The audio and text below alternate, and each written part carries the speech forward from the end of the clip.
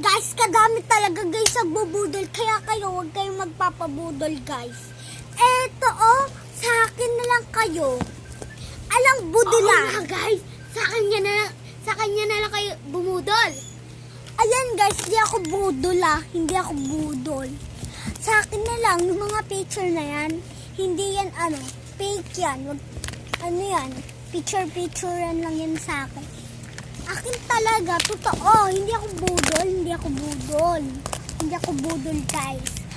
Baka hindi kami budol. Nagpapamigay talaga kami guys. Ayan pa Ito pa ibibigay namin sa inyo Ayan guys marami ako ibibigay sa inyo Kaya mag-click lang kasi kayo sa akin. Umalayo yung iba. May naman tayo dyan. Pupuntahan mo kami guys kasi sa bibiglat lang kami. Oo. Sa lang kami. Malapit kami sa Doña Elena. Malaki bahay namin guys. Hindi maliit. Ganito lang talaga itsura sa baba. Oo. Sa taas, mata, Ayun lang guys. Kasi na kayo link.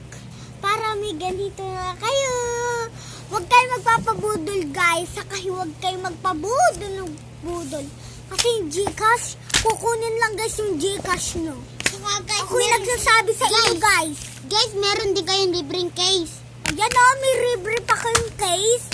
Hindi kayo mapapaniwala ng fake kami. Hindi kami fake. Baka tingin-tingin nyo lang mga cellphone. Guys to? Bago to, nibuksan ko lang. Bago lang. Kung nasan yung mga iPhone. Anong gusto nyo guys? Sa iPhone o maraming cellphone? Wait lang po. Ayan kasi guys, may kami, Labubo. Guys, mag-like and subscribe kayo. Sino to guys? Si Labubo. Ayan guys, gusto nyo na ito, malaking ganito, mag-subscribe naman kayo para may mag-like ganito and na share. kayo.